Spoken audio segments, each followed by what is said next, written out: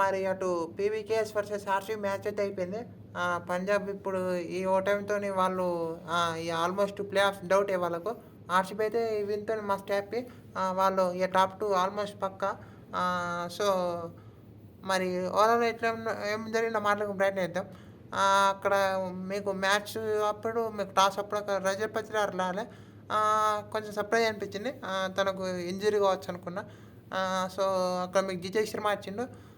జితేష్ శర్మ వచ్చినాక పంజాబ్ టాస్ గెలిచింది. పంజాబ్ టాస్ గెలిచి బౌలింగ్ ఎంచుకుని ఫైన్ అనుకున్నాం. కానీ వాళ్ళ చేంజెస్ చూస్తే జాన్సన్ లేడు. So, okay. జాన్సన్ లేడు ఫైన్ అనుకున్నా. ఇంకా మీకు లాకీ ఫెర్గుసన్ వచ్చిండు. ఫెర్గుసన్ వచ్చిండు. మీకు బ్రార్ కూడా వచ్చిండు. ఒక ఫాస్ట్ బౌలర్ తగ్గింది వాళ్ళకు. అటు స్టోయినిస్ ఇంపాక్ట్ ప్లేయర్ పెట్టుకున్నారు. స్టోయినిస్ వచ్చి కానీ ఇంపాక్ట్ ప్లేయర్ పెట్టుకున్నారు. ప్లేయింగ్ ఎలెవన్ ఉంటే బౌలింగ్ చేసే అవకాశం ఉందనిపించింది.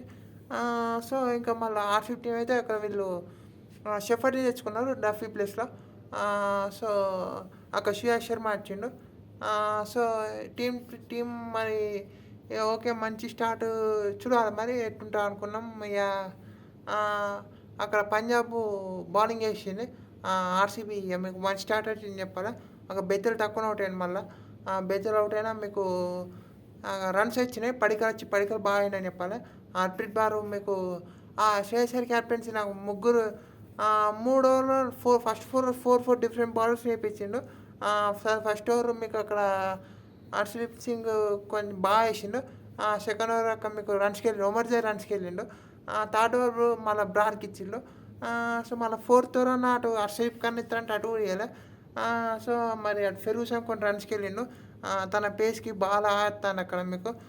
సో, కొంచెం ఈజీ అయింది అక్కడ పిక్ చేసుకోవడానికి. సో, అక్కడ కోహ్లీ బాగా ఆడిండు. పడికల్ బాగా ఆడిండు. కానీ అక్కడ బ్రార్ వచ్చి అవుట్ చేస్తారు వాళ్ళను. సో, పడికల్ వికెట్ తీస్తాడు.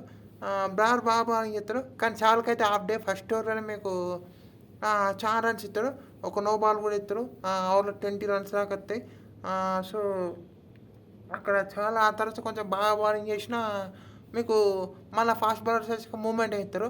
ఆ మూవ్‌మెంటమ్ మొత్తం పోతాయి మళ్ళా. పంజాబ్ వైపు ఎత్తంటాంటే మిడిల్ ఓవర్స్‌లో కొంచెం మూవ్‌మెంటమ్ మొత్తం పోతాయి. సో, ఎక్కడో మీకు ప్లేయర్ అనేది రాలే. వెంకటేష్ అయ్యర్ మీకు రివర్స్ స్వీప్ ఆడతాడు. వెంకటేష్ అయ్యర్ వచ్చి వేరే లెవెల్ ఆడతాడు ఇగ. ఒక్కసారి గనుక సెటిల్ అయిన తర్వాత వేరే ఆడతాడు. ఒక మిస్ ఫీల్డ్ బాల్‌లో బౌండరీ వస్తది. ఆ బౌండరీ తర్వాత ఇగ వెంకటేష్ అయ్యర్ గ్రౌండ్ ఫీల్డింగ్ అయితే మరి రెండిళ్ళ దగ్గర నుంచి కొంచెం బెటర్ చేస్తే బాగుండు అనిపించింది. పంజాబ్ మిస్ ఫీల్డింగ్ కూడా మీకు చాలా చూసినాం.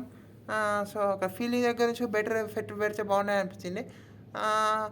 ఇక మరి అటు వెంకటేష్ అయ్యర్ బాగా ఆడతాడు. అటు మీకు కోహ్లీ అవుట్ అయినా కోహ్లీ బాగా ఆడతాడు. కోహ్లీ అవుట్ అయినా మీకు టిమ్ డేవిడ్ అవుతాడు. టిమ్ డేవిడ్ దగ్గర నుంచి మంచి ఫినిష్ చూస్తాం. మీకు ఒక లాస్ట్ 2 ఓవర్స్‌లో కొంచెం బాగానే కంబ్యాక్ చేస్తా అనిపించింది. కానీ మీకు లాస్ట్ ఓవర్‌లో మళ్ళా రన్స్ వెళ్తాయి అక్కడ. ఒక 6 ఒక 4 ఆల్మోస్ట్ 12 రన్స్ 13 రన్స్ దాకా వస్తాయి. అక్కడ లాస్ట్‌లో టిమ్ డేవిడ్ అవుట్ అయినా ఓవరాల్ మంచి స్కోర్ అవుతాయి. 227 మరి 227 అనేది చాలా టఫ్ స్కోరు. సో, అక్కడ అంత మంచిగా ఆడతారు ఇగ. వెంకటేష్ రివర్స్ స్వీప్ ఆడినప్పుడన్నా అటు ఒక ఫీల్డర్ పెట్టుకొని మీకు బాల్‌ని ఇంకొంచెం కొంచెం ఫుల్ కాకుండా ఇంకొంచెం షార్ట్ ఇచ్చినా మంచిగుండు. సో, వెంకటేశ్వర్ బాగా ఆడతాడు. ఎవరు ఆడితే వాళ్ళని బాగా ఆడతాడు. హర్ప్రీత్ బాగా బౌలింగ్ చేస్తాడు అనిపించింది. కానీ అక్కడ మీకు శశాంక్ సింగ్ మధ్యలో ఒక ఓవర్ 9 రన్స్ ఇస్తే మళ్ళీ సెకండ్ ఓవర్ శశాంక్ సింగ్ గారి నుంచి 2 ఓవర్లు తీసుకుంటారు కానీ సెకండ్ ఓవర్‌లో కొన్ని రన్స్‌కి వెళ్తాడు. సో, ఎవరుంటే వాళ్ళు ఇక అంత ఎఫెక్టివ్ అనిపించలే ఈరోజు. షాల్ 3 ఓవర్స్ వేస్తాడు. సో, బౌలింగ్‌లో అయితే ఏమంత అంత ఎఫెక్టివ్‌నెస్ అయితే చూడలే. బ్రార్ 2 వికెట్స్ తీసినాయి తప్ప. సో, అక్కడ మీకు చేజ్ స్టార్ట్ అయింది. ఫస్ట్ ఓవరే భువనేశ్వర్ ఆల్మోస్ట్ విన్ ఇచ్చేంత పని చేస్తాడు. అక్కడ మీకు ప్రియాంశ్ ఆర్య అవుట్ అవుతాడు. ప్రియాంశ్ ఆర్య వికెట్ తీస్తాడు. మళ్ళీ నెక్స్ట్ ఓవర్లో మీకు అక్కడ రిజల్ట్ బాగానే వేసింది అనిపించినా మీకు అక్కడ ప్రజ్ఞాన్ సింగ్ అవుట్ అవుతాడు. భువనేశ్వర్ అయితే వేరే లెవెల్ స్పెల్ అది. ఫస్ట్ 2 ఓవర్స్ లాస్ట్ ఓవర్స్ కొంచెం రన్స్‌కి వెళ్ళినా అనిపించింది కానీ ఫస్ట్ ఓవర్స్ అయితే వేరే లెవెల్. ఇద్దరు ఓపెనర్ల వికెట్లనే మస్ట్ ఇంపార్టెంట్. ఓపెనర్లో ఇంకొంచెం స్టార్ట్ ఇచ్చుంటే మరి మ్యాచ్ ఇంకొంచెం పంజాబ్ ఫేవర్లో వెళ్ళు కావచ్చు. సో, అక్కడ మరి ఓపెనర్ల వికెట్ అనేది చాలా ఇంపార్టెంట్. ఆ తర్వాత శ్రేయస్ అయ్యర్‌కి అయితే వేరే లెవెల్ బాయ్ రక్షిత్ సలాందార్ దగ్గర నుంచి. జితేష్ శర్మ క్యాప్టెన్సీ కూడా మీకు భువనేశ్వర్కి ఇంకో ఓవర్ ఇస్తారనుకున్నా. సో, డెత్‌లో ఇట్లా వేసుకున్నాం అనుకున్నాం. శ్రేయస్ అయ్యర్ అయితే వేరే లెవెల్ బాల్ అయితే. మీకు శ్రేయస్ అయ్యర్ సేమ్ అసంటి బాల్స్‌కే మేము ఇంతకుముందు చాలా సార్లు అవుట్ అయ్యింది చూసినాం. పోయిన మ్యాచ్‌లో సేమ్ అసంటి బాలే. సో, అది చూసుకోవాలి మరి శ్రేయస్ అయ్యర్. పోయిన మ్యాచ్‌లో ఒక స్టంప్ తగిలింది కానీ ఈసారి catch. So, Shreyas Iyer out అయ్యాడు. 3 వికెట్లు పడ్డాయి. తర్వాత ఇగ శ్రేయాన్ శెట్టి వచ్చిండు. నేను మార్కస్ స్టోయినిస్ ఆడతాడనుకున్నా. కానీ అక్కడ శ్రేయస్ అయ్యర్ వచ్చే బదులు అజ్మతుల్లా ఉమర్ వచ్చినా అనిపిస్తుంది పంజాబ్‌కి. కానీ ఇగ శ్రేయస్ అయ్యర్ మిడిల్ ఓవర్స్ వస్తే మీకు బాగుండే అనిపించింది పంజాబ్‌కి. పంజాబ్ మరి అనుకుంటారు వాళ్ళు. కానీ అక్కడ మీకు శ్రేయస్ శర్మ ఫస్ట్ ఓవర్ బాగా ఎత్తాడు. కృణాల్ పాండ్యా బాగా బౌలింగ్ ఎత్తాడు. సో, వీళ్ళిద్దరు అక్కడక్కడ కొన్ని రన్స్‌కి వెళ్ళినా మీకు రిక్వైర్ రన్ రేట్ పెరుగుతుంది అక్కడ మీకు మధ్యలో. రిక్వైర్ రన్ రేట్ పెరుగుతుంది.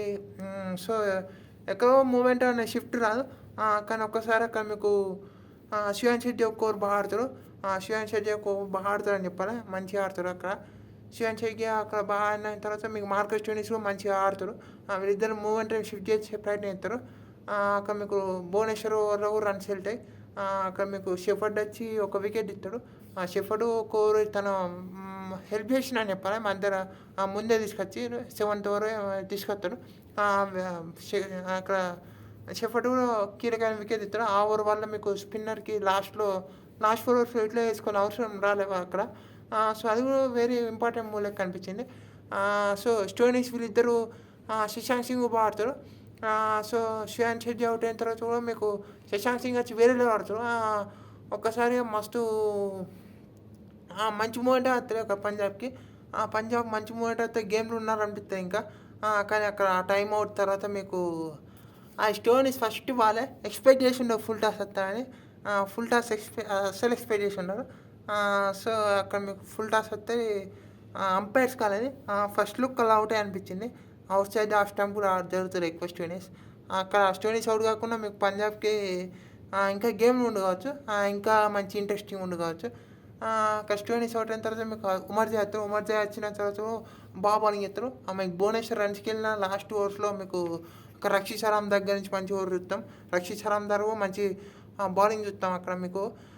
అక్కడ మీకు హెజల్వుడ్ తన 19th ఓవర్ సేమ్ నిన్నటి లెక్క నిన్నటి మ్యాచ్ సేమ్ అక్కడ మీకు లాస్ట్ ఓవర్స్ సేమ్ మార్జిన్ ఉండే. ఇక 40 రన్స్ ఏమో కాలే. ఇక్కడ కూడా అక్కడ సౌరవ్ దుబే బాగా ఎత్తాడు. ఇక్కడ హెజల్వుడ్ బాగా బౌలింగ్ ఎత్తాడని చెప్పాలి. హెజల్వుడ్ మీకు వేరే లెవెల్ బౌలింగ్ ఎత్తాడు. సో, లాస్ట్ ఓవర్లో మీకు 30+ రావాలి. ఒక 2 గుడ్ బాల్స్ అయితే మ్యాచ్ ఆర్సీబీదే. సో, అక్కడ లాస్ట్‌లో అవుట్ అవుతారు. సో, ఓవరాల్ మంచి ఒక క్యాచ్ కూడా డ్రాప్ అవుతారు. ఒక సేవ్ కూడా చేస్తారు అక్కడ మీకు బౌండరీలో హెజల్వుడ్ లాస్ట్ ఓవర్ బౌలింగ్‌లో. సో, ఒక క్యాచ్ డ్రాప్ అవుట్ అయినా మీకు అక్కడ అది అది ఇప్పుడైతే ఏమంటే ఎఫెక్టివ్ అనిపించదు. ఆర్సీబీ గెలిచింది కాబట్టి. సో, ఓవరాల్ అయితే మరి విన్‌తోని ఆర్సీబీ అయితే మస్తు హ్యాపీ ఉంటారు. జీటీ మరి హ్యాపీ ఉంటారో లేదో తెలియదు. ఎస్ఆర్హెచ్ కూడా మరి రేపు మ్యాచ్ బట్టి చూడాలి మరి. కొన్ని టీమ్స్ సిఎస్కే అయితే హ్యాపీ ఉంటాయి అనిపిస్తుంది. సిఎస్కే హ్యాపీ ఉంటాయి. కేకేఆర్ హ్యాపీ ఉంటాయి. ఓవరాల్ అయితే మంచి విన్ ఆర్సీబీకి. మరి చూద్దాం మరి నెక్స్ట్ ఏమవుతుందో అని. అక్కడ మీకు మంచి కాంట్రిబ్యూషన్ చేసిన వెంకటేష్ అయ్యర్, ఇంకా మీకు Hazlewood last over, Bhuvneshwar power play bowling, అక్కడ మీకు టీమ్ డేవిడ్ లాస్ట్‌లో ఫినిష్ బాగా చేసిండని చెప్పాలి. సో, ఇవన్నీ కలిసి వచ్చినాయి. ఓవరాల్ అయితే మంచి విన్ ఆర్సీబీకి.